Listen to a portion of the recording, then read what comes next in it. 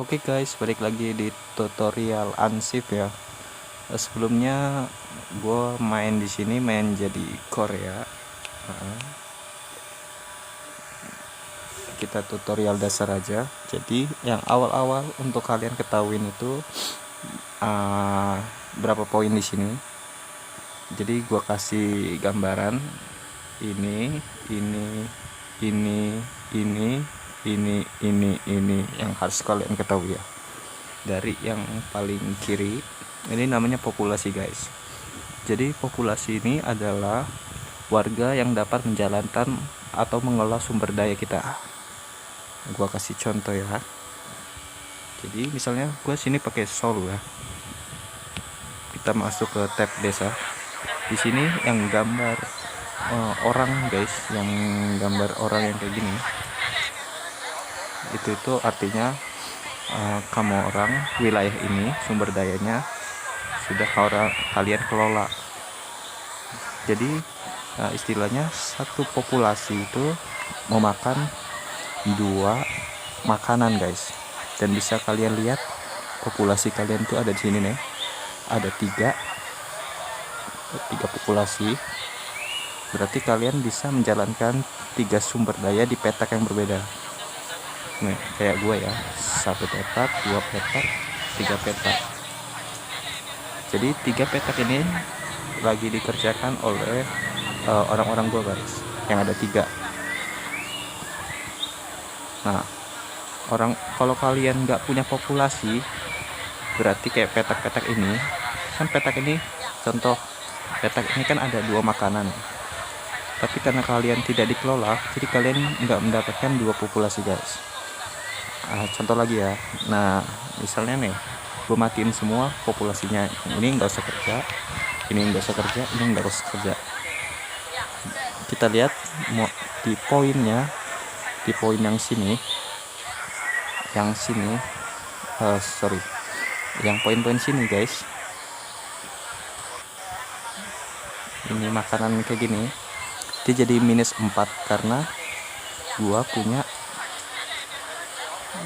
3 populasi.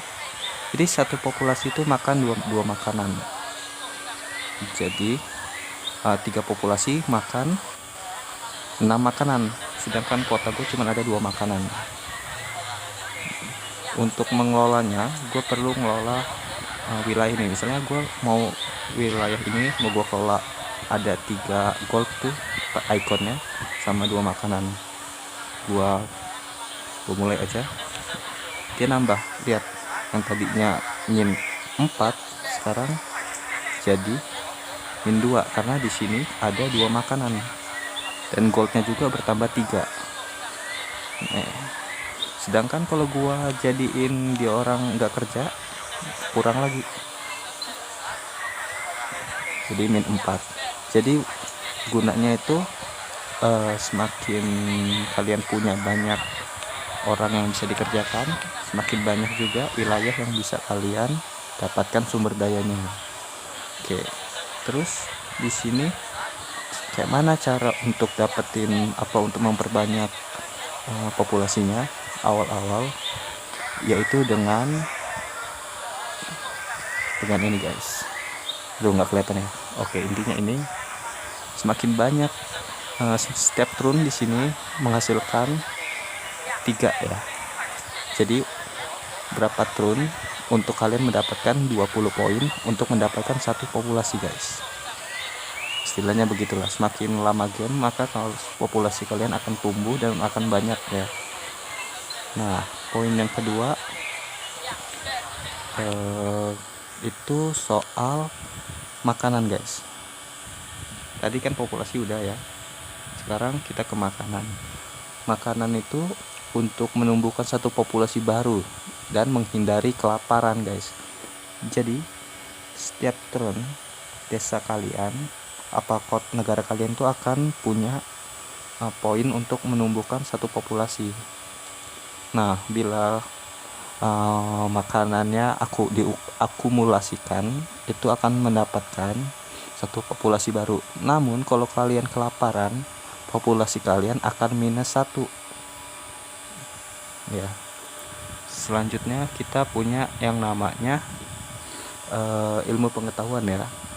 Jadi intinya semakin banyak poin ilmu pengetahuan, jadi riset kalian yang di sini itu akan semakin cepat.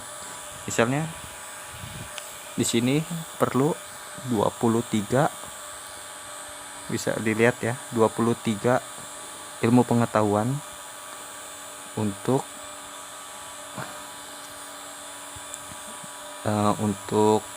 ke sini. Gua riset dulu, dia 4 turn karena ilmu pengetahuan kita di sini cuma 6 guys. Nih, ilmu pengetahuan kita cuma 6, dan berarti kita harus meriset 4 turn. Ya intinya semakin banyak poin ilmu pengetahuan kalian semakin cepat gitu risetnya. Oke, balik lagi kita ke masalah produksi yang gambar oranye ini ya, merah apa oranye nih.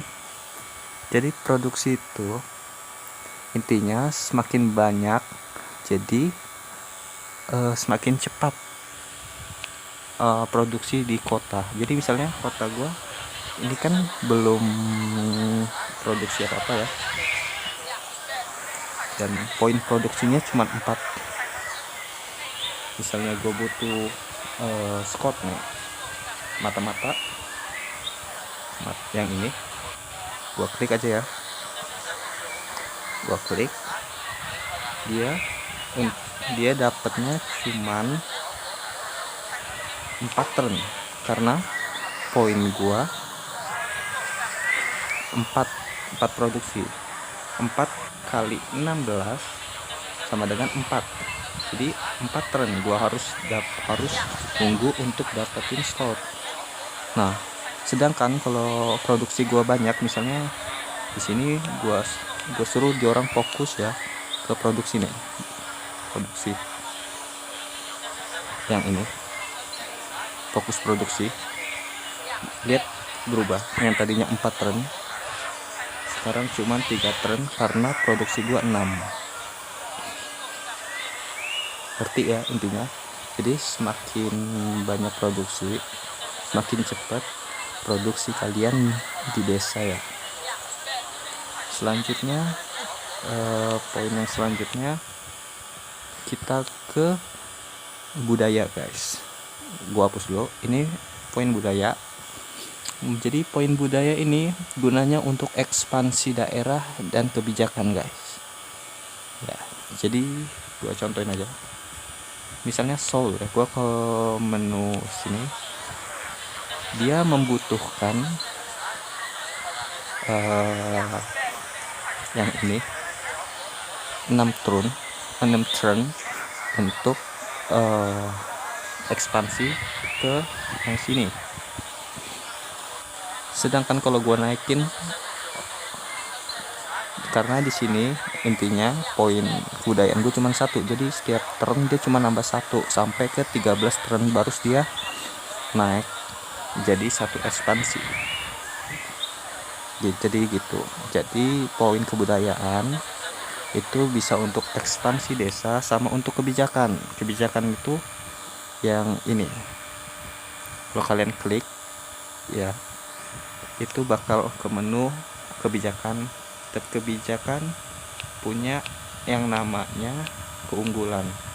Dan apabila kalian mau menang dari kebijakan, saya sarankan untuk fokus gitu ya, membangun ke kebijakan dengan cara kalian komplitin. Jadi yang ini misalnya kalau kalian ngambil ini, atau kalian ini kalian semua komplitin. Nanti kalau kalian udah 1 2 3 4 atau 6, itu nanti ada project utopia yang bisa kalian bangun, dan kalian akan menang di kebijakan, di poin kebijakan ya, kalau kalian mau ngambil yang itu. Oke, selanjutnya itu ada di poin ini ya, kebahagiaan. Jadi kebahagiaan ini gunanya untuk masa kejayaan. Jadi ada poin yang sini ya. Semakin tinggi poin kebijakan dan dia sudah nyampe ke angka yang maksimal, kalian akan memasuki masa kejayaan. Di masa kejayaan kalian akan dapat berbagai buff gitu, karena desa kalian atau negara kalian tuh lagi bahagia gitu. Sedangkan kalau desa kalian tidak bahagia, kalian bakal dapat penalti, intinya gitu. Terus kita ada yang namanya poin agama. Gunanya cuman simple, kalian punya agama, kalian dapat memperkuat agama. Setiap agama punya efek-efeknya, terus itu juga bantu kalian juga ya, intinya gitu. Oke, sepertinya semuanya udah saya jelaskan untuk dasar-dasar. Jadi kita untuk sampai sini aja. Mungkin kalau kalian minta tutorial lagi, tinggal tulis aja di kolom komentar.